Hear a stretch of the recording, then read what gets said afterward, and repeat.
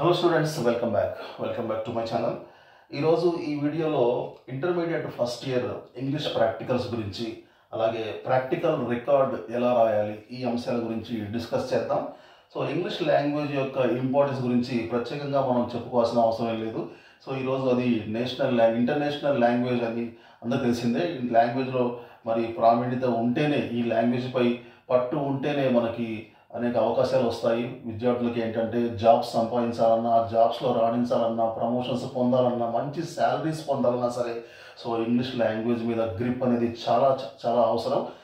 దీనికి అనుగుణంగా విద్యార్థులకి ఇంటర్మీడియట్ స్థాయి నుంచే ఇంగ్లీష్పై పట్టు సాధించేలా ఇంగ్లీష్ సిలబస్ని చేంజ్ చేశారు. లాస్ట్ ఇయర్ నుంచే చేంజ్ అవుతూ వస్తుంది. లాస్ట్ ఇయర్ ఫస్ట్ ఇయర్ని చేంజ్ చేశారు, ఈ సంవత్సరం సెకండ్ ఇయర్ సిలబస్ చేంజ్ చేశారు. అంటే ఇక్కడ మనకి ఏంటంటే 100 మార్క్స్ పేపర్ బదులుగా ప్రాక్టికల్స్ 20 మార్క్స్ వచ్చాయి, థియరీ ఎగ్జామ్ 80 మార్క్స్కే ఉండబోతుంది.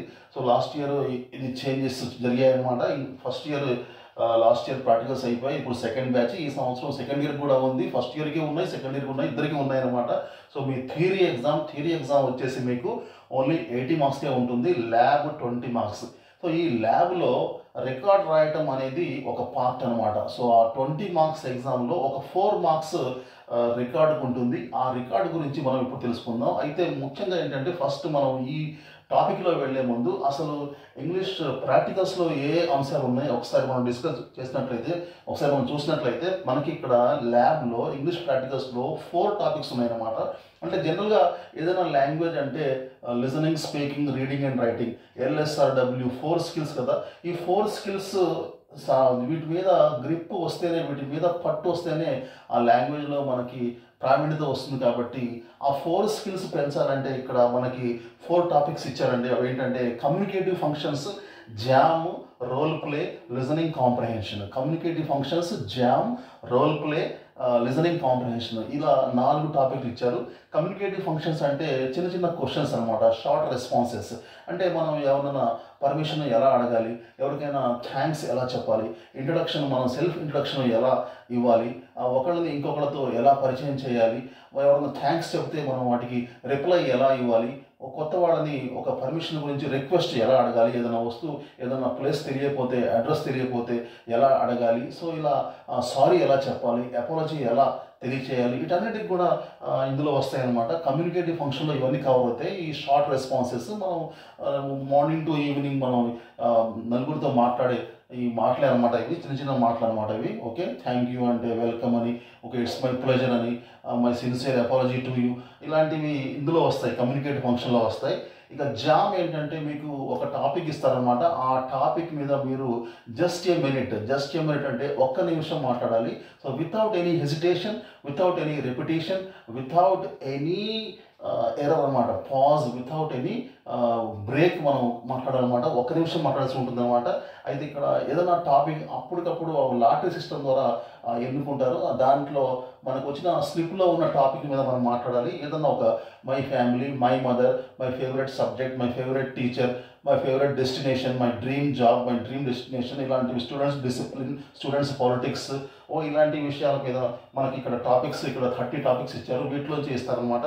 సో ఈ జామ్, రోల్ ప్లే, ఇది జామ్లో ఏంటంటే ఒక్కళ్ళే మాట్లాడతారు. రోల్ ప్లేలో ఇద్దరి మధ్య, doctor and patient, teacher and student, father and son, salesman customer, ఇలా ఇద్దరి మధ్య సంభాషణ ఉంటుంది అనమాట, డైలాగ్ ఉంటుంది, అది రోల్ ప్లే. ఇక లిజనింగ్ కాంప్రహెన్షన్ ఏంటంటే ఒక ప్యాసేజ్ని, కాంప్రహెన్షన్ని చదివి వినిపిస్తారనమాట. చదువుతున్నప్పుడు మనకి టీచర్ ఎవరన్నా ప్యాసేజ్ చదువుతూ ఉంటే మనం వింటూ ఉండాలి, మనం వినాలన్నమాట. విన్న తర్వాత అందులోంచి కొన్ని క్వశ్చన్లు వేస్తారు. సో మనం బాగా విన్నట్లయితే మనం ఆ క్వశ్చన్కి సమాధానం ఇవ్వగలం. సో జస్ట్ బై లిజనింగ్ అనమాట. ఓన్లీ విని రాయాల్సింది ఏం లేదు, ఓన్లీ విని ఆ క్వశ్చన్కి సమాధానం ఇవ్వాలి, అది లిజనింగ్ కాంప్రహెన్షన్. సో ఇక్కడ స్పీకింగ్కి ఎక్కువ ఇంపార్టెన్స్ ఇచ్చారు.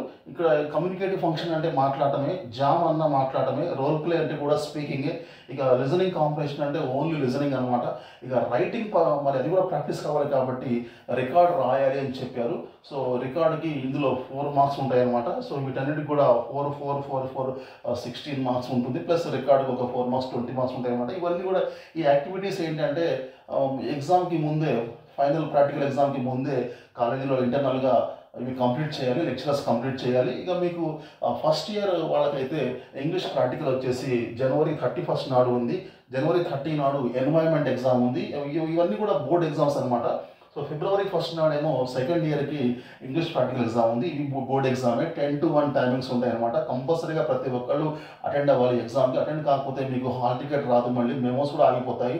చాలా ప్రమాదం ఉంది కాబట్టి ప్రతి ఒక్కళ్ళు ఈ డేట్స్ని మీరు రిజర్వ్ చేసుకోండి. ఇకపోతే మన టాపిక్ ఏంటంటే ఈరోజు ల్యాబ్ రికార్డ్ ఎలా రాయాలి. వెరీ సింపుల్ అండి. మీరు ఏం చేస్తారంటే ల్యాబ్ రికార్డ్కి ఒక లాంగ్ నోట్బుక్, ఒక 200 పేజ్ లాంగ్ నోట్బుక్ తీసుకోండి. ఒక లాంగ్ నోట్బుక్ బోర్డ్ ఇన్స్ట్రక్షన్స్ ప్రకారం. ఓకే, ఈ రోజున కొంతమంది షార్ట్ నోట్స్ రాస్తున్నారు. ఇక ఈ పబ్లికేషన్స్ వాళ్ళు, ఈ బుక్స్ సప్లై చేసేవాళ్ళు రకరకాల బుక్స్ ఇస్తున్నారు. అసలు ఎలా అయినా రాయొచ్చు. కానీ బోర్డ్ ఇన్స్ట్రక్షన్ ఏంటంటే సింగిల్ రూల్లో లాంగ్ నోట్బుక్ తీసుకోవాలి. లాంగ్ నోట్బుక్ తీసుకొని ఒకవైపు మాత్రమే రాయాలన్నమాట. ఫస్ట్ మీకు సర్టిఫికేట్ ఇండెక్స్ ఉంటుంది. ఇండెక్స్లో టాపిక్, పేజ్ నెంబర్ రాయాలన్నమాట. సో ఇండెక్స్ అయిపోయిన తర్వాత ఇలా ఒక సర్టిఫికేట్ ఉంటుంది. Name of the student, hall ticket number, name of the college, so next signature of the lecturer, signature of the principal, academic years అని చెప్పేసి ఇట్లా ఒక సర్టిఫికేట్ రాయాలన్నమాట. సో ఈ సర్టిఫికేట్, ఇండెక్స్ సర్టిఫికేట్ అయిపోయిన తర్వాత అప్పుడు మనము ఈ ఇండెక్స్ ఇవన్నీ ఇట్లా అయిపోయిన తర్వాత ఆ మ్యాటర్ కంటెంట్ మనం స్టార్ట్ చేస్తాం అనమాట. ఇందులో కమ్యూనికేటివ్ ఫంక్షన్స్ ఇందులో ఇచ్చారు. ఈ బుక్లో మన ల్యాబ్ మాన్యువల్లో ఇచ్చారు. మొత్తం 5 ఎక్సర్సైజ్ రాయాలి. ఒక 4 ఏమో ఇందులోంచి రాయాలి, ఒకటేమో ఓన్గా రాయాలన్నమాట. ఒక ఎక్సర్సైజ్ ఓన్గా రాయాలి. టోటల్లీ 5 రాయాల్సి ఉంటుంది.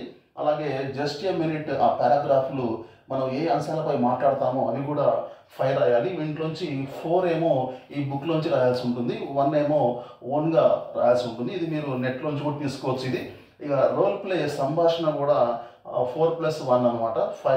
4 ఏమో ఈ బుక్లోంచి, 1 ఓన్గా. లిజనింగ్ కాంప్రహెన్షన్ ప్యాసేజ్ మాత్రం 3+2, 3 ఈ బుక్లోంచి రాయాలి, 2 ఏమో ఓన్గా రాయాలి. ఫస్ట్ ఇయర్ వాళ్ళైతే సెకండ్ ఇయర్ రాయొచ్చు, సెకండ్ ఇయర్ వాళ్ళైతే ఫస్ట్ ఇయర్ ప్యాసేజ్ రాయొచ్చు. దీంట్లో ప్యాసేజ్ ఇచ్చారు, 50 ప్యాసేజ్ ఇచ్చారు. వాటిలోంచి 3 తీసుకోండి, 2 ఏమో బయటికి తీసుకోండి. 3+2 ప్యాసేజ్ రాయాలి, క్వశ్చన్ రాయాలి, క్వశ్చన్కి ఆన్సర్ రాయాలన్నమాట. సో ఇలా కమ్యూనికేటివ్ ఫంక్షన్లో 5 ఎక్సర్సైజెస్, జామ్లో 5, రోల్ ప్లేలో 5, అలాగే లిజనింగ్ ప్యాసేజ్లో 5 రాసి కంప్లీట్ చేయండి. Very simple. పైన ఈ విధంగా name, section, roll number, college అంతా రాసి ఇట్లా మీరు వైట్ నోట్తో రాయొచ్చు. దీనికి ఒక కవర్ ఇలా రాసిన తర్వాత ఒక బ్లాక్ కవర్ కూడా దీనికి అట్లా ర్యాకప్ చేయండి, కవర్ చేయండి.